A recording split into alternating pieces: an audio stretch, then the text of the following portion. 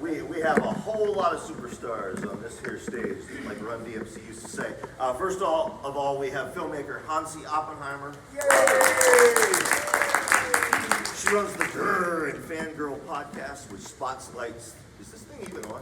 No. Which spotlights the achievements of women in the horror genre.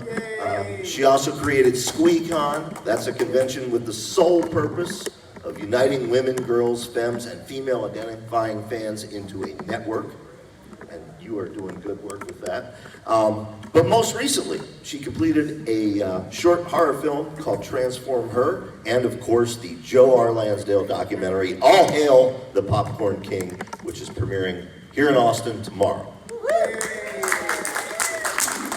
Of course, you can't have a panel about Joe R. Lansdale's documentary without having Joe R. Lansdale himself. Where is it? And that panel wouldn't be any fun without author, singer, songwriter, and actress Kasey Lansdale, comic book writer Keith Lansdale, and I mean this with all sincerity, the June Carter of the Lansdale family, Karen Lansdale. And Karen, I've been saying on my show for 5 years that you are my dream interview, because you have the stories that no one's heard yet. And I'm kind of bummed that we don't have more time on this panel. Did you get the stories from her, Hansi? All right. Well, let's start with you. Now, you grew up immersed in pop culture, TV, filmmaking. Your dad worked at CBS. Your mom ran a prop shop. So, I mean, you were pretty much set on this path right away. Did you ever want to be a scientist or an astronaut, or you knew you always wanted to do this? Yeah. No, I knew I was going to be in the arts. I didn't know it was going to be documentary, but I wanted to be an artist. And then I was doing painting and sculpture, and then I started adding film to it, I guess in the early 80s. And then I went back to film school in my 30s and worked as a TA with documentarians. And it just sort of found my voice there. Right. Okay. And you said you went back in your 30s. Was it difficult at that, going back at that time? Was like everybody else in filmmaking school, younger and doing their, talk about that a little bit. I had kind of a weird childhood. So I was kind of a throwaway at 14. My parents got divorced. Things went kind of crazy. I ended up living on the street, living sort of a Andrew Vax book. Oh, Lord, baby. Wow. So here we go. Anyway, besides, my name is Hansi, and I'm an alcoholic. Anyway, besides going down that. Anyway, it took me a long time to sort of learn how to take care of myself. Right. So I had a kid when I was 19. 30s was when I kind of became an adult. Right. I was in film school, and it was a private film school, which need your sake. Don't do that. Don't spend $100,000 for a film education. It's a waste of money. Everyone else, parents were paying for their film school, and I was working, 2 jobs to pay for it. Right.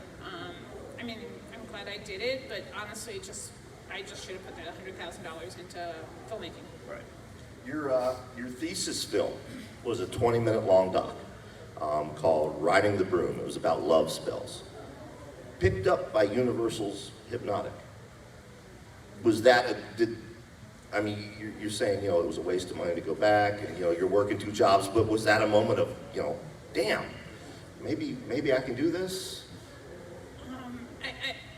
All my films have been distributed. The films have always, done well. Yeah. But I wasn't smart about making money on it. I think I'm just starting to get there about self-distributing, because I did sign a lot of bad contracts over the years, and that took a lot of learning and having to figure that out. Now, let's talk about, you told me this story, not on the panel, but we have to work this story, and you know which one I'm going to bring up. So, were you a fan of genre fiction all along when you're living that Andrew Vax life? Yeah. Clive Barker was an early favorite, and you have probably the only Clive Barker book signed by Allen Ginsberg. Talk about that. Well, so in the early 80s, I was getting high a lot, and ODing a lot, not on purpose, just trying to get high. And after you do that a couple times, they put you away, you know, assuming you're going to commit suicide. So I was in Bellevue, and Peter Orlewski was also in Bellevue at the same time. And he was Ginsberg's longtime partner. And Ginsberg came to visit him in the day room, and I was reading Books of Blood. So I asked Ginsberg, would you sign my book? And he said, so happy to see you here, Hansi. Love Allen Ginsberg. Now, was it in Bellevue where you first discovered Lansdale's work as well? No. No? When? Thank God. I mean, there are. When you go to Bellevue, they pass you a copy of it. Here you go. Here's your slippers. Here's your Lansdale novel. I know, and I'm sure this comes up in the documentary. You know, myself, Joe Hill, Jeremy Robert Johnson, Robert Ford, Mary San Giovanni, J.F. Gonzalez, the list goes on and on. All of us have talked at one point about the drive-in was our first introduction to Joe's work. You know, it had a major impact on every one of us, development-wise, and not just us, a generation of creators. And I know for me, the Magic Wagon had a big personal impact for me. What was the first one you discovered? What else had a big impact on you? So I don't honestly remember if it was Night Runners or the Night the Mr. Horror Show, because it was around that period, you know, the splatter punk, you know, I got turned on to your stuff. And but the drive-in and Magic Wagon are particularly favorites of mine. We are kin. Yeah. I mean, they're just amazing. And then when I did interview Joe in Nagadocious 2 years ago, the first time I finally got to meet him after, you know, loving his work since the 80s, I asked him, you know, about the drive-in, and he told me about the popcorn story, and I just became completely obsessed, which is why the movie's called All Hail the Popcorn King. And maybe Joe would want to tell us the popcorn story. Yeah, well, I blame my wife for this. Fortunately, if you don't like my books, my wife's to blame, and if you do, she's to praise. Stories. She could push you off that. She could. But what happened is that when and really it was more the short stories, but the novel too, we would have popcorn, we would have movie nights where we watched bad movies, and we would have friends over. And she would make this popcorn in a big pan where she had to shake it. But what she'd do, she would put this was before our Watch What You Eat days, and she would put a thing called Krogo in it, which was essentially just lard from Kroger. And it was just like you put big scoops of lard and you get this grease hot, and then you pop the popcorn and you shake it. And then it gets ready and we put it in a bag. Yeah, I've got that shake. We put it in a bag and then we would eat it till we were unfortunately sick. And when I would go to bed at night, I'd try to go to sleep and I'd go, oh God, I feel miserable. And I would have all kinds of weird dreams, and I'd get in the morning and I'd go, that's a story. And I would go write it down. And every one of them I was doing like that, it sold. And one of the drive-in was a continuous drink. So we had popcorn a couple of nights in a row, and then even after we quit having it, I'd started this whole, you know, series of dreams about it. And I could always know when our bank account was getting low, because I'd look in there and Karen would be in there shaking that popcorn. And but that popcorn became, it was like a gateway for me for a long time. Then I got to where I could just go through that gate without that. But I really believe that because it disrupted my dreams, it let me pick things that were not normally the sort of thing you're going to do as a story, because I don't plot, I don't outline, because for me, if I do that, I lose interest in the story. And in fact, I found one the other day I was telling Kasey about, that I had written up this whole outline and everything, and I realized I never wrote it when I got through it. I thought, I don't want to write that anymore. I know what happened. But that was the popcorn, and the popcorn fueled a lot of my early career. Most of the stories in Bumper Crop are popcorn stories, and the drive-in is definitely a popcorn novel. Yeah, I just became obsessed with that. It was that's why All Hail Popcorn King. It's just such a fascinating, and everyone I interviewed asked, like, do you know about the popcorn story? Is it real? And Don Coscarelli had his own experience with the popcorn. Because he stayed with you when he was working on Bubba Hotep. And apparently in the basement you warned him about the water moccasins. And he said he had nightmares about the water moccasins. And I just joking with him. I did that. People would come to visit us and I'd say, if the snake alarm goes off, just pick your feet up. Now, I can vouch for this. About 2 years ago, we're all at a convention, and Karen and Mary San Giovanni are behind the table. Now, if you know anything about me, you know I am deathly afraid of snakes. They're unnatural, and they should be exterminated. And it won't hurt the planet if we get rid of them all tomorrow. But I hear Karen and Mary talking, and they're talking about Mary and I coming to Nacogdoches and visiting, and Karen's showing Mary a picture on her phone of this giant, I'm sure it looked bigger to me because of my beard, but a rat snake. Yeah, a rat snake on their porch. And Mary's thinking to herself, well, we'll never get Brian to go visit that. But, you know, Joe's sitting, so I want to look cool. I'm like, yeah, that's cool. Anyway. And later I'm like, no, we can't go to Nacogdoches. So it's all your fault, Karen. Yeah. And how many of you are HWA members? Here's a little factoid. That is also Karen's fault. Although that's a good thing, and this is a good thing. It's amazing. So. She's the founder of Yep, it. absolutely. Not anybody else you think. Yeah. Absolutely. And I heard the story about that in an elevator, right? That Why was don't you tell created- that? Why don't you tell Yeah. that? You tell about me? Yeah, sure.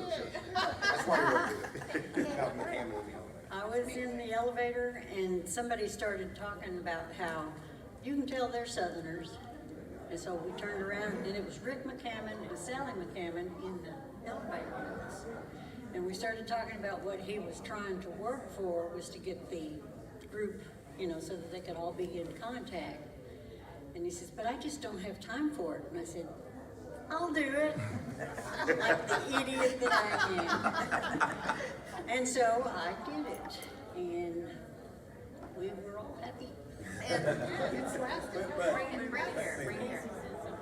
What she's not saying is this is before email. So what she typed up every single thing. She collected everybody's addresses. She, you know, wrote it up, typed it up, printed it out, or however typewriters work. Xerox, I don't even know. It's before my time. And then she'd stick it in an envelope. She'd put a stamp on it, take it. To, you know, it was not just like, hey, I'm shooting out an email to get a mailing list. It was her going up to everybody. Excuse me, I want. And she used to write some of the articles too, like for Mystery Scene magazine. And Yeah, you wrote articles for Mystery Scene magazine, but what she isn't telling you either is that once she got it going, she was the one that kept it organized, kept everybody on the list, and then Dean Koontz came along and he said, okay, Joe, Karen, I got some money, I'll put some money into it. And Karen said, sure, that's great. And then officers and stuff were put together. So. But like a true fangirl, you organized that whole thing. I That's had amazing. a lot of spare time. I worked at the fire department, and unless we had a call, we were just all kind of standing around. Nobody's on fire. Everybody's okay. you know, and she was the first female dispatcher in Nacogdoches and for the fire department. Yeah. Because that was before 911. So she was, they said, oh, women can't do it. And later when they come back, when she left, everybody said, can we get Karen back? So Hansi, originally you go to Nacogdoches to interview Joe for your YouTube channel. It wasn't going to be a documentary at first, correct? So how did it then evolve into what we're going to be watching tomorrow? So we did the interview, and By phone originally, wasn't it? no, I was going to use. Well, I was going back to the Joe Bob Briggs part. I'm sorry. But yeah. So I came to Nacogdoches interview at your dojo. That's and, right. You know, asked you questions about every single book you'd ever written. Right. And put that on YouTube, and then I was working on a documentary at Joe Bob Briggs, and I asked Joe if he would contribute. And you know, Joe, I said, "Can you do a video?" And Joe's like, "I can write something." And in 24 hours, he sent me this piece that was so fucking beautiful, and it made me cry and made me laugh, and I was so incredibly touched that like he wrote this thing for my piece that was amazing. I was like, the next documentary I do is going to be about you, and Joe, of course, is like, nah, you don't have to do that. And I was like, I really do, and I did. And when I started doing it, I just put out the word, and it was amazing. Like every writer was like, yes, I want to be a part of this. Joe's meant so much to You know me. how much that cost me to get those guys to do that? Well, Joe, let's talk about that. Not the money you still owe us, but I mean, no one can argue. You've had a spectacular career. You've had commercial success, but you've had academic, critical success too. I mean, there are papers that have been written about your work. But had anyone ever proposed a documentary before this? There actually was one that was done in Italy. There was Chiara Stangolino directed one, and it was originally supposed to be, I think, an hour and a half long, but it got cut down to 30 minutes, and you can still find it online. Yeah, it's on YouTube, and it's good. And it took a different tack. It was much more in my day-to-day life sort of thing. Right. And so there had been that. But there was a biography of me that was written in Italy too. That's kind of a biographical thing. But this was the first longer version, and it's 48 minutes, something like. We could probably make it 4 hours. Yeah. Well, she's going to have special features on it. So that would be, it would be certainly the first American and the first larger scale one. And I had no idea how she was going to approach it, and it ends up, it's got animation in it, it's got, friends in it, it's got fans in it, it's got my family in it, it's really, really nicely done, and she did a great job. And Brian, this guy is the editor, And since I haven't seen the last version, I'm not going to give him any credit, Chad. You say you got friends in it, and you do. I mean, Don Coscarelli, Bruce Campbell, James Purfoy. I think F. Paul Wilson's in it. Although he didn't make the final cut. Oh, he didn't make. Oh, Paul. Paul, he ended up on buy the DVD, Paul. It's up for pre-order. Mick Garris. David Scow. David, and your family's in it.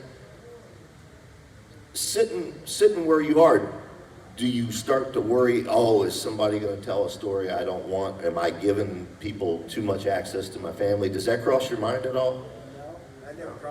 No, that didn't cross my mind. I mean, my family could probably tell the worst stuff on me if they're going to do it. But That's what I'm thinking. Yeah, yes. Yeah. We're going to get to them in just a moment. Well, when we got to the pit bull, he had a lot to say. Oh. Mickey's in it, yeah. But no, I never really thought about that. Yeah. So you're looking forward to, have you seen it? Have you seen it? I saw the one before the one that's going to show tomorrow, so it had not had final edits, and I think there were some other additions or subtractions, I'm not sure. So tomorrow will be the first time I've seen the final cut. Okay. And Joe at a certain point was like, okay, you're good, you go. Yeah. I mean, early on, I showed him versions, and at one point he was like, we can't have 4 hours of people telling how great I am. That's not going to work. So I was like, okay, all right, different tack. We'll go that way. Not that I didn't enjoy it. And then the martial arts, he was very specific about that it had to be video, it couldn't be photographs because it had to be seen in motion. So there were things that, I asked him about and he was very specific about. And, you have a master storyteller, you're going to trust him with structure. It's like, okay, Joe, Right. I get you. But yeah, he hasn't seen the final version. Now, as you're interviewing these people, I mean, like we said, David Scow, Bruce Campbell, Don Coscarelli. I mean, from a fangirl perspective, is that daunting? Is there trepidation talking to them? Not at all. It's fun. Yeah, Bruce Campbell was rough. Bruce is a sweetheart.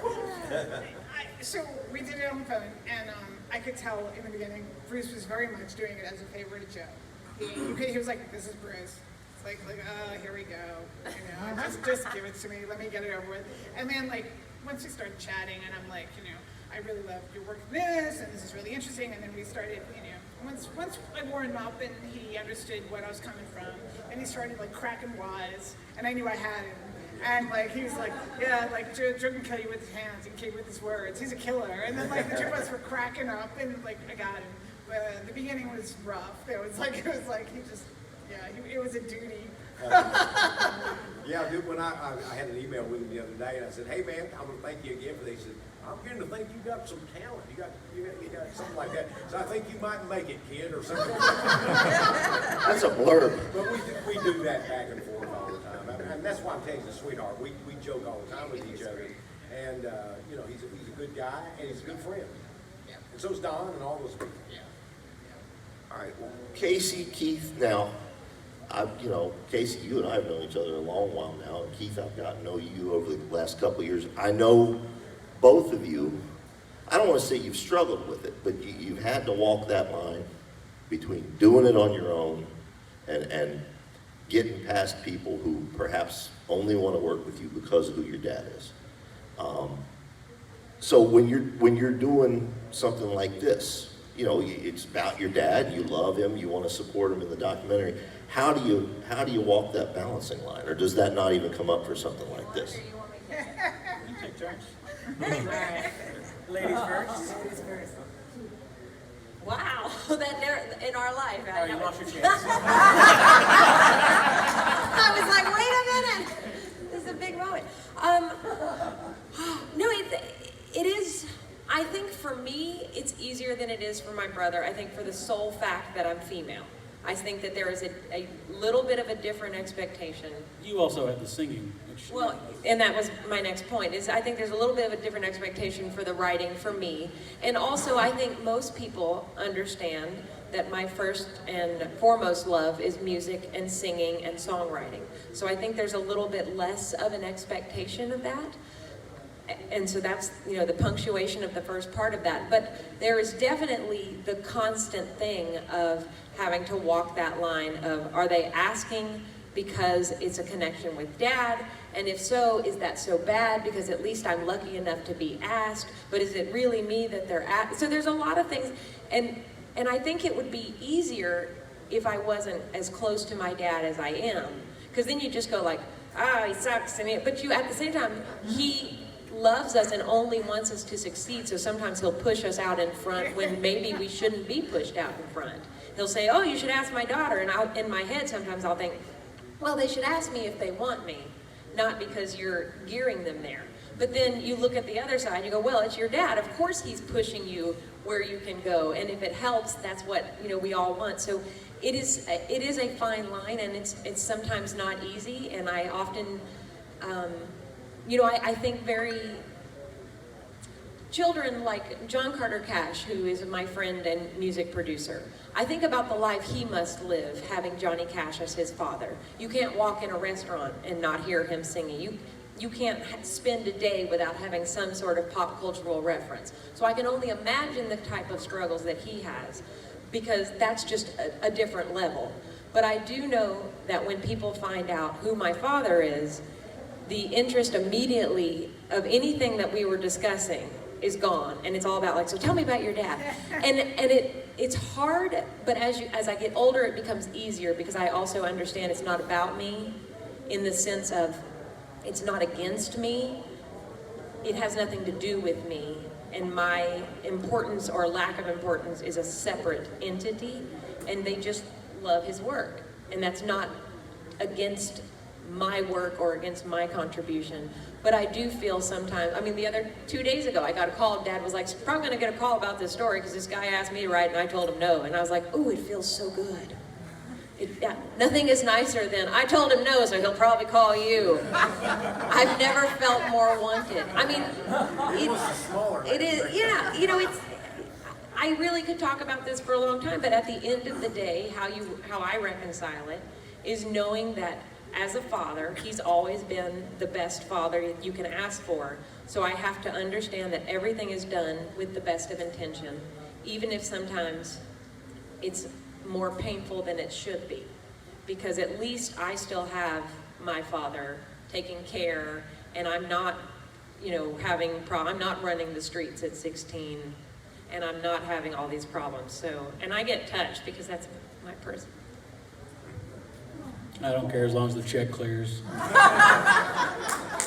No, seriously, there is a lot of that comes from everything that I've had in the beginning part of mine has been Dad turning it down and pushing in my direction. And we can all pretend like, oh, what a burden that is. But the real truth is that instead of having to claw my way up every damn bit of everything I've had to do, luckily he already carried me all the way up that damn hill. So I don't look at it as anything as like, oh no, I'm the second pick. I think it makes sense he's the first pick. He's badass. That doesn't hurt my feelings at all.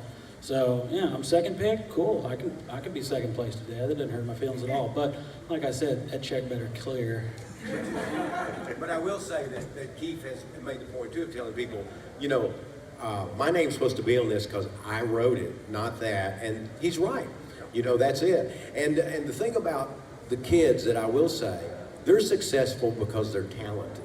And they work their asses off, but people sometimes don't know that or think that, because all I do is say, here's an opportunity.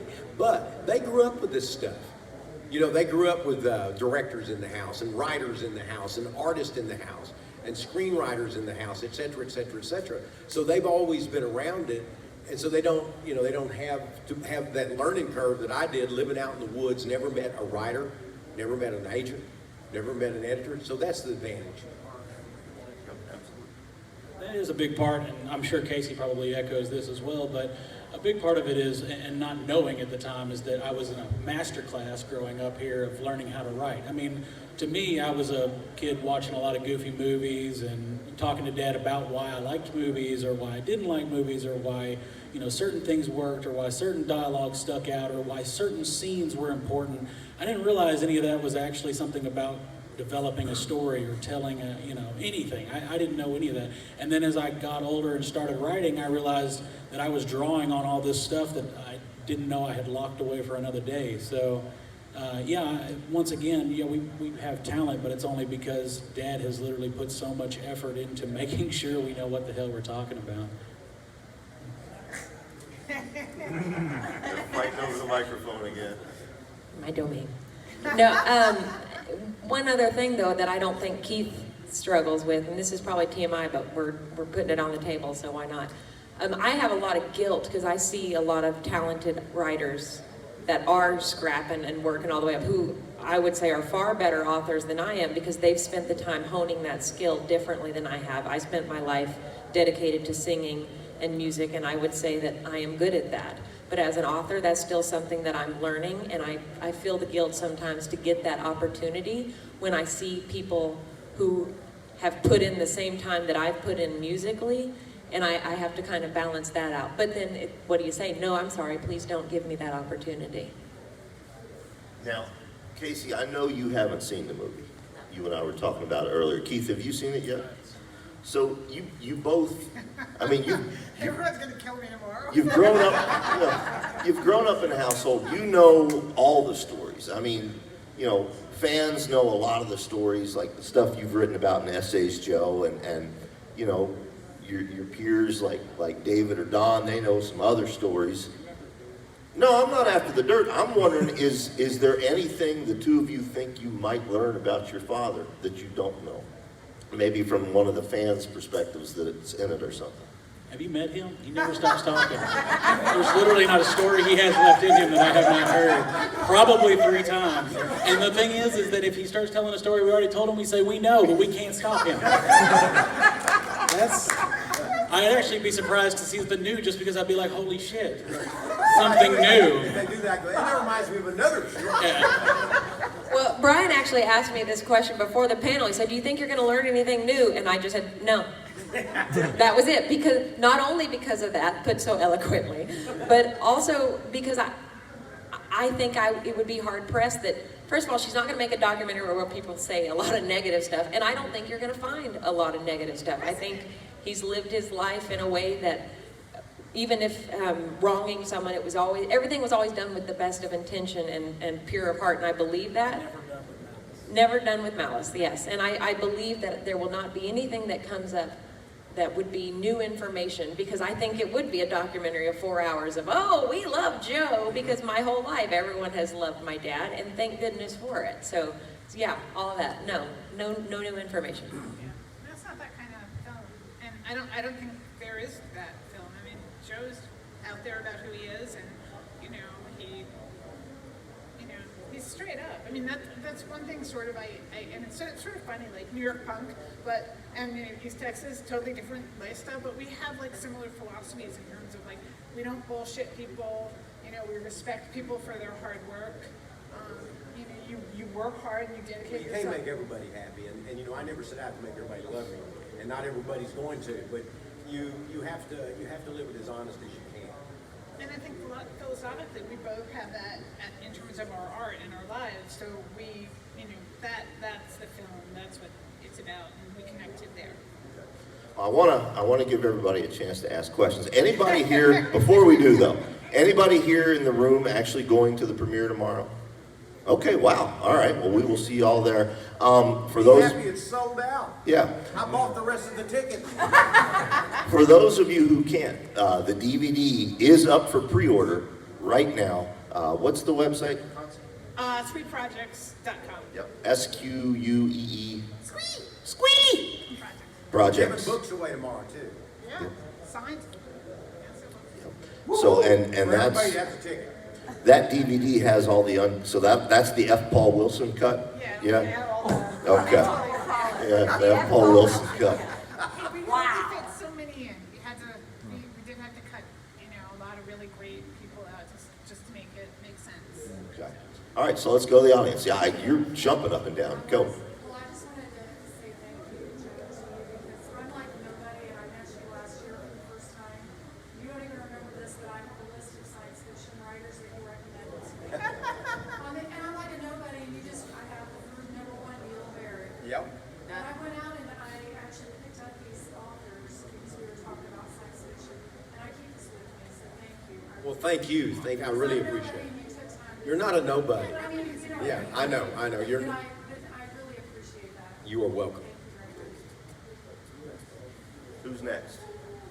Before I ask a question, do you guys want to learn something new about your dad? So, what age did you stop bedwetting? That was my dog, man. Nikki. Totally Nikki. Nikki. Yeah. We did have Nikki in the film. Yeah, Nikki's my our pit bull.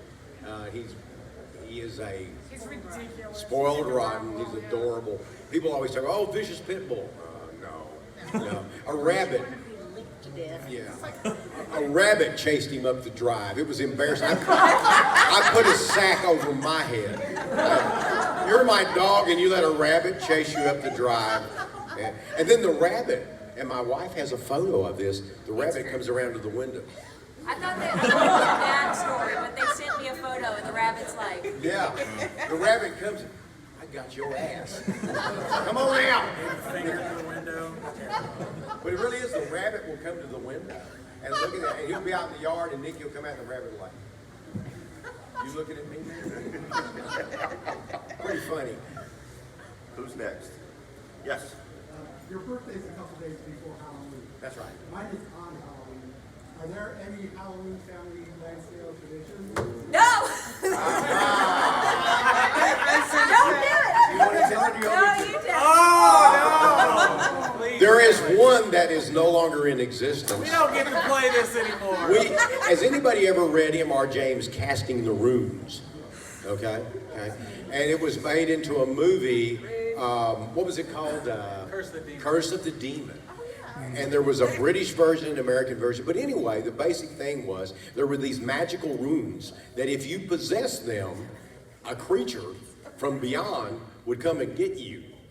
And so you had to pass that rune by tricking somebody else into taking it, and therefore putting the curse on them. You had to hand it to them. You had to couldn't just, hand it to leave them, with yeah. a ticket. You So had to what physically hand it. we made up a thing called the wee wee rabbit. Guess what it does? Yeah, it pees on you. If you're still holding this, the demon rabbit will come and pee on you. So that was our deal, and so we would start it a few days before Halloween, and we would pass it around and go back from one of us to the other one. And Kasey was pretty small then, which made it really easy to mess with her. So what we would do is that we would pass it, keep passing, and all of them, we were all passing. And then at one point, Kasey ended up with the room. And so she cleverly found a way. I gave you a plate. Plate. I passed a plate for dinner, And- and I had the wee wee rabbit under the plate, and I passed it to him. And I took it. And then I said, oh, that was really cool, here it is, and she took it. And she jumped up and down, she hopped like a rabbit, and she was so, oh, there's that threatening rabbit. And she was so mad that we never played that game Mom again. wouldn't let us. Yeah. And we used to, when the kids, we'd be driving along and be going by and see some cows out in the pasture. I'd go, those are plastic. What? And you're driving by pretty fast, and cows are not the most, exciting bunch of critters. And they go, plastic? I said, yeah, they set plastic cows out in the field, You think they put real cows out there? And they're like, and then they go, Mom, are those plastic cows? And then she would run it. And I remember Keith came home. I said, Keith, do you know any alligators? He went, no. I said, well, one came to the door today. He said he was supposed to have lunch with you. What? Yeah, he said he'd be back later. I was real concerned, actually. So there are some mean things in there, but I was trying to feed their imagination, and I think it did. Also known as terrifying. Terrifying. I would leave, and then I'd come back, and all of my stuff was like in a different place. My stuffed animals had moved, and I was like, it's happening. Yeah. One thing too is that I was a house dad, so I took care of them while Karen was working at the fire department, and then later the police department for the while that she did that. In fact, Keith now has her old job. He works as a dispatcher as well as writes. He writes comics. He writes screenplays. Yep. He has a film that was made that he co-wrote called The Pale Door. That's a weird western that comes out next year, right? Yeah, next year. So I mean, he's doing all that too. But back then, they were home all the time. I remember Keith. I hung out with all the ladies in the town that had their kids, because most of the guys they were not going to do that. I was happy to do that because I had my son with me all the time, and we would talk about diapers and all that sort of stuff. And they called me Mr. Mom. And then when Kasey was born, about 4 years later.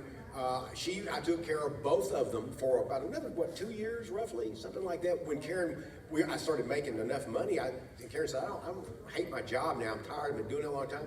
I said, I think if you quit, we would do even better, and we tripled our income within a few months. But I had the luxury, even though I was writing, I had the luxury of having my children with me at home. And Keith, one time, I had to write a screenplay. He's evil.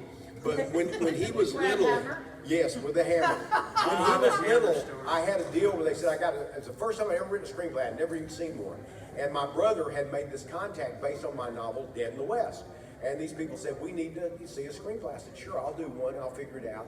And because you couldn't go and get stuff off the internet then, and you couldn't find screenplays. So he called me the next day, he said, well, I'm coming by tomorrow, I'll get the screenplay. I said, what?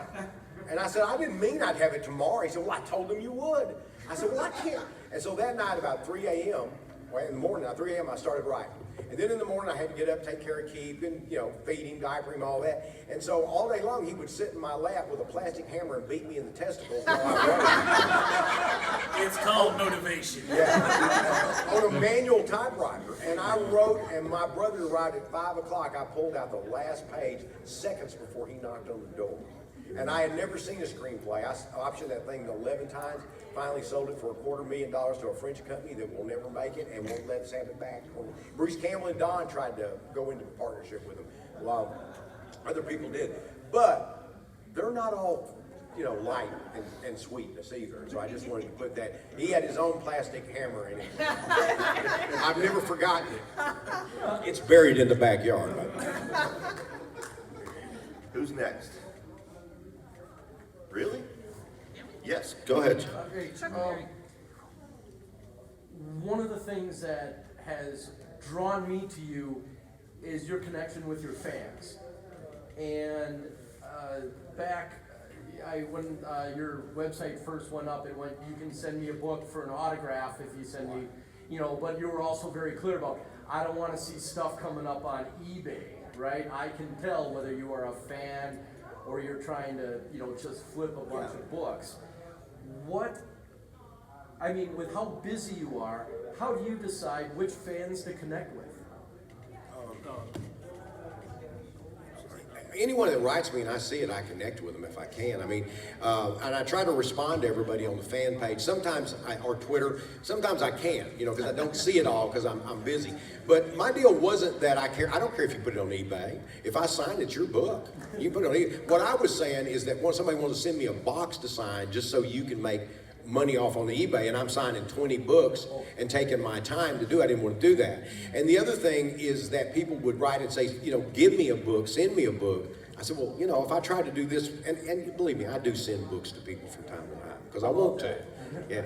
But I don't want to get into the situation where everybody thinks that I'm their source for the books, because I buy them used, or I buy them remaindered, or in some cases they're part of my contractual deal. And so who I give books to is my choice. And sometimes people would want those, or they'd say, you know, I want a signed photograph. I said, there's enough horror in the world. You don't need it. And besides, I don't go around with signed photographs and things like that. And I didn't do that. Wouldn't want to do it. But that, you know, I try to respond to the fans. I don't let the fans run my life, but I try not to ruin their life. And if somebody really is interested in my work and wants to know something, I always try to answer it as honestly as I can. You know, so I feel like these are the people who put beans on my table. When I go to these things, I've gone to some deals where writers go, I don't want to sign autographs. God damn, let me sign one. You know, this is 46 years that I've been a writer, and 30-something of it is full-time. I'm very excited to sign anything that somebody put their money out, swapped a pig for, whatever it is that allowed them to own that because they wanted it. That means a lot to me, you know, and I hope it means something to them too. So to me, I care about the fans. I always say when I write, I don't write for the fans though. I don't write for anybody. I write like everybody I know is dead. That's my motto. Because that way I'm not trying to figure out what my agent wants, my editor wants, my children want, my wife wants, the pit bull. He has a little more sway. But I try to write for myself, so I'll do the book I want or the story I want. And then when I get done, I hope everybody likes it. That doesn't mean if somebody says, look, I got a mummy story I'd like you to do, I go, oh, that sounds kind of fun, I think I'll do that. But then still, I've got to find my own way into it. And I get excited about things. I can almost write anything and love it, because I get excited about writing in general. I mean, I've been writing ever since I was 4 years old. So to me, to be able to do this for a living, and for any of you to buy any of it, means a lot to me. There's actually a quick story. A dear friend of mine I've known since I was like 14, scurvy bastard. He had lost his daughter to an OD when she was like 20. And I think Garth Ennis or Steve Dillon actually asked you to sign a bunch of books for him, and you said him, and you didn't know him, and it just meant the world to him. It was just like a kindness, you know, that. Glad to do it. Keith, you had a follow-up, and then I got a follow-up to your follow-up. So this was a good question. Well, I think it's kind of one of those that Dad might have covered because, like I said, he never stops talking. But either way, no, it's something that he told us a long time ago, and obviously it's not like I've got this big problem yet, but he said, make sure to take your time for anybody who comes up as a fan. He said, these people, they thought you were important enough to put their time into, their money into, and what they want is just a moment for you to sign a book or talk to you for a second. He said, these are the people that, you know, they make this life happen. So it's something that he's always preached, and I think it's a really great thing that he's never one of those people that's like, oh, now that I'm big and famous, I don't have time for my fans. I mean, he takes time for everybody, and there's never anybody that he hasn't met that doesn't quickly come afterward going, oh, I really like that guy. So I think he's been a really good example to follow, and I've never seen him do anything otherwise. You know, Nick Garris had said, although it was paraphrased, but Nick Garris had originally said, if you've read Joe Lansdale, you love Joe Lansdale. And I think it's actually, if you know Joe Lansdale, you love Joe Lansdale. Because either you know him and you're like, oh my God, yeah, he's awesome, or like, it's not. So there doesn't seem to be a middle ground there. Yeah, I know. I mean, I met you as a fan. I had an inkling that I wanted to be, I knew I wanted to be a writer. I didn't know how to do it. But I've seen you interact with fans over the years. But Kasey, I've seen you interact with fans as well. And I don't know if it's conscious or subconscious, but you interact with them in much the same manner as your dad. Do you think that's something you consciously picked up in watching him? I think, like my brother said, it was always put up front that you take the time, not just for a fan, but you take the time for people who want to engage with you and talk to you, because that's, you know, decent. but especially as a fan because of, like you said, these are the people who are letting you live this lifestyle. And I think a lot of why our mannerisms, our cadence, our style, a lot of that is similar also in writing, not just in speech pattern, is because of the fact that when I was little, he was house dad in those very early formative years. And we're both close to our mother, but in a different way. So I think, you know, you kind of know which parent is the one you go to for different things, but in this instance, because it was something that he was doing and interacting with people all the time, you just kind of learn as you do it. And also I think that's my personality in general. My personality is to connect with people. My personality is to want to know their story. And I enjoy hearing people, whether it's me, anybody in the family. I mean, there's nothing nicer than when someone comes up and says, I read your dad when I was 16 years old and I stopped drinking, or whatever it is. You know, those are important moments, not just for me, you know, but for those people. And a lot of it is because you go, oh wow, my family, a piece of what my life is had an impact on this other person's life positively. And you want to give that back. I mean, and like Chuck, for example, I met Chuck because he's a rabid fan of my father's, and I've gone up to Minnesota and done house concerts and met wonderful friends of his and all these things that I wouldn't have been able to do. And I'm pretty sure you just like sent a thing on Facebook. Me? Yeah. Yeah, so I mean, you know, it's just like, it's cool when people do that, because I think we all relish the opportunity. Yeah, if you got the right mindset. Yeah, you relish the opportunity to have the interactions with people, because also again, it may not seem like it in some instances, but you're working your ass off. So if somebody notices, it's like, oh, thank God. That means that all those shitty clubs I played where they didn't turn the TV off in the background and nobody gives a fuck if you're a jukebox or a human person. Oh, it means at least one person noticed and listened, and all of those little shitty moments make those nice gigs and those nice opportunities worth it. Could I say something real quick? Sure. I want to just publicly acknowledge something that Kasey did for us. She played a small concert. About a year later, one of the young women, the fiancée of a friend of mine, died from a brain aneurysm suddenly, and Kasey sang on the Amazing Grace and sent us a copy, and we played it at the funeral. And I just want to say that is just one of the coolest things anyone could do. Thank you. I echo that. We've done several signings together, and watching people come up to Kasey, every one of them, every single one of them, whether it was San Diego or Pennsylvania or wherever we were, they walk away and you can tell they feel like they've had a genuine moment, a genuine interaction, you know, so for real. So, all right, we probably got time for 2 more questions, so. And yes, you can all be part of the Lansdale family now. Because we all want that. No, you gotta ask a question. I think that's the rule. I got 2 things that make feeling, I'll make them quick. One's a Bill Paxton story, and then one is a story that happened to me in Tulsa, and I'll make them real quick. But not long ago, I was in Tulsa doing a signing, the first time I had done a signing in Tulsa, and it was just packed. It was unbelievably exciting. And one man came up to me, kind of a big guy, you know, tattoos, and had a kind of a scowling looking face to me anyway. And so I said, I may get to experience some of my martial arts here, because I have done before, but this guy came to me, and in all honesty, he said, you know what? He said, you changed my life. I said, me? He said, Hap and Leonard changed my life. He said, they made me let go of all the hate.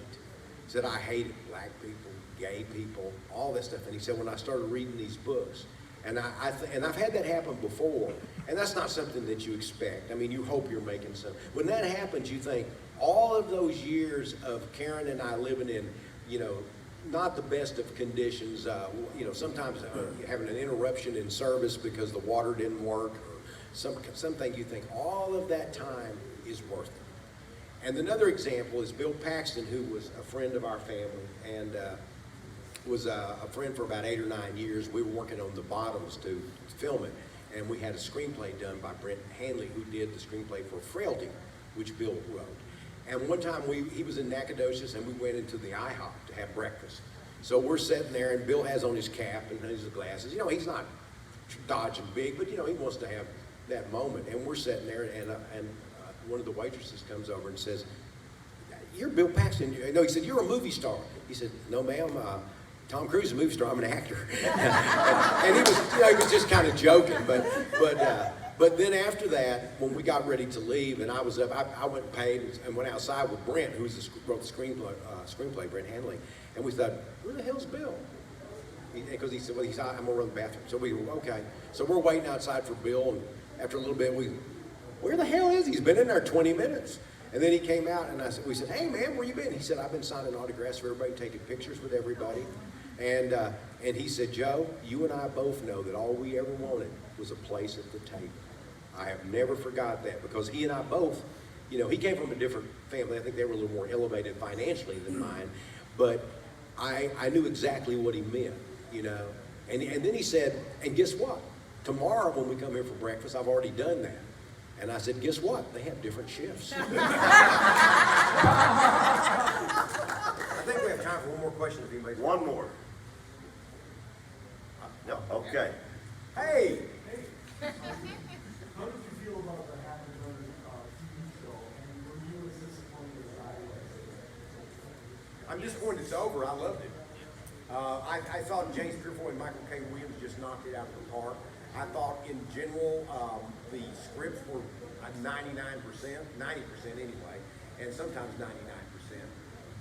I thought everybody that performed in it was part of them. Some of them have become members of our family, because we've got so close to them. But I hate that it's gone, but I really feel, James Purefoy and I both said this, look, it's gone. It would be great to have other seasons, but man, we have got 3 killer seasons that are there now. And so you can go on Netflix and watch them. Yeah, they were perfect. Yes.